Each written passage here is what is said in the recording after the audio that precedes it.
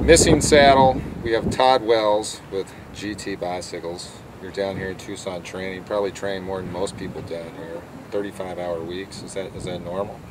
No, that's not normal, but towards the end of my kind of build cycle for base, I ramp it up quite a bit and log them in out there. Yeah, well, I mean, you ever get colds and stuff like that? Not usually, but this year I was lucky enough to get a cold and take a break for a couple days.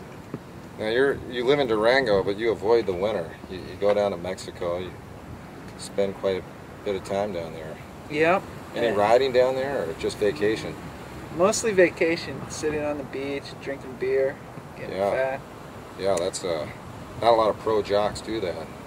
No, you don't think so? Well, maybe, I don't know. Not in Mexico though. Yeah. Well, oh, sorry. There's a little bit of riding down there. There's road riding where you play with your life a little bit, getting on and off the roads. But then there's a few mountain bike trails. I've seen some dead anacondas on the trails. The big snakes. The big snakes. Those are some of the most dangerous snakes you can come across. Yeah. Python or anaconda or something. God, well, they're not alive though, right? No, but they're big. I would avoid those. Now you're going back down to Central America for a mountain bike race? Yeah, I'm leaving in a couple weeks to go to Puerto Rico first for a UCI race, and that's kind of a fun event, combination concert, dirt jump, mountain bike race, and then from there go to the Pan Am Championships in Venezuela. And there's been a little dispute with the location of that event, I've heard.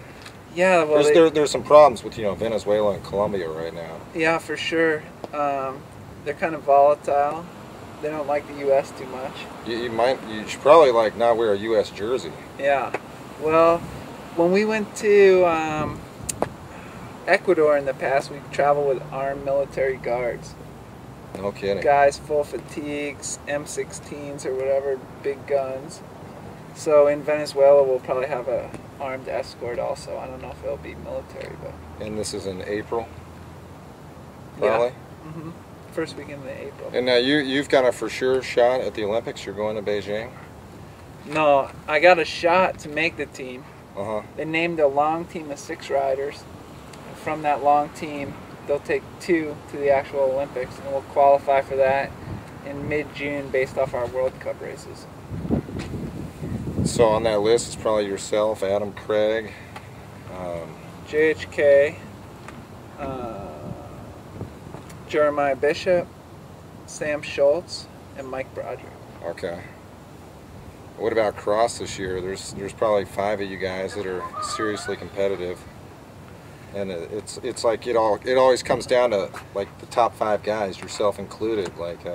Yeah, for sure. Each year, cross has gotten deeper and deeper here in the U.S. The sponsorship has kind of gone up. We have the USGP series now. Each year, there's more people at nationals, and with the the increased press and just prize money, everything, the competition's gone up. And this year and last year too, Trebon has really kind of dominated.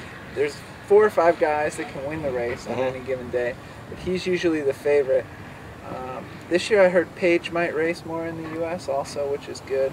He's getting off that team from Belgium. I think so. That's what I've heard. And then, so you really have not much of a vacation. You took your little vacation in Mexico, and then the racing's here.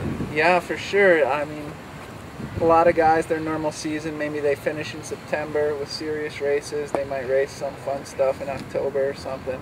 And then they don't really usually start until maybe the end of March. So they have a good 6 months or so of no racing, whereas I finish in December and start racing in March. So I have to cram my vacation, all of it into a short period of time, but I think I do a pretty good job of it. And you almost raced for a pro road team this year, but a little complication. Yeah, I almost raced with the Jelly Belly road team this year, but some things didn't work out, and I would have liked to have been out there. I would have only done a few races. But right, and you did that a few years ago. You rode for Target Training. You did tour Georgia. Yep. A few years ago, raced with Target, and I love racing on the road. It's so much fun, and it's just completely different atmosphere and dynamic with all the tactics and the team stuff than a mountain bike race. If I have a bad day in a mountain bike race, I struggle in back of the pack, you know, however many minutes down, 10 minutes down in a road race, you're having a bad day, at least you can still participate in the race. You can get bottles, or you can set tempo for a little while, or you can get, you know, somebody a pair of gloves or anything. But on the mountain bike race, you're going to kick off the season tomorrow with the University of Arizona Criterium, right? That's right. Well, that'll be real good. Yeah, make an appearance out there, and you'll be on your GT carbon bicycle. That's right. It's a little different, no triple triangle, right? It's a carbon bike. Yeah, the GT carbon road bikes, now they don't have a triple triangle. And what are you going to be riding on the mountain bikes? Full suspension, hardtail, the new Zascar? The new carbon Zascar is what I'll race at most of the races. Since the courses we ride are pretty buffed out and manicured. Yeah. But for training and rough stuff, there's a couple courses where I'll race the Marathon, which is GT's new carbon full suspension bike. Courses like Mount Snow, East Coast stuff. Maybe there's a race in Wyndham this year. Oh, that'd be real good. Yeah. And you also do dirt jumps. Do they give you like a GT fueler or anything? I still have this old Mongoose bike that I got from EC, Eric Carter. It used to be one of his slalom bikes. So I get out there and hit the trails once in a while. No, I mean, you do hit the big jumps. You've got pictures on your blog. And I mean, those are real dirt jumps. There's no, you can't come up short on those. Yeah, for sure. I get out there and try my best. Usually by the time where I get comfortable enough that I don't feel like I'm going to crash or wad it up doing the jumps is when I have to put the bike away and go race for, you know, a month or two. Come back, super sketchy, finally get skills back, and then gone again. So. Any big jumps on the Norva circuit this year? I don't think so. no big gaps or anything? No Michigan water jumps. Yeah, no. yeah. We need to bring that back. They do need to bring it back. Well, anyway, good luck in Puerto Rico. And you'll be in Tucson just maybe a few more days, head back to Durango, and then pack up again. You're always traveling. So. Yeah, for sure, the life of a bike racer. Always on the road. Well, thanks a lot, Todd. Yeah, thank you. And good luck. Thanks.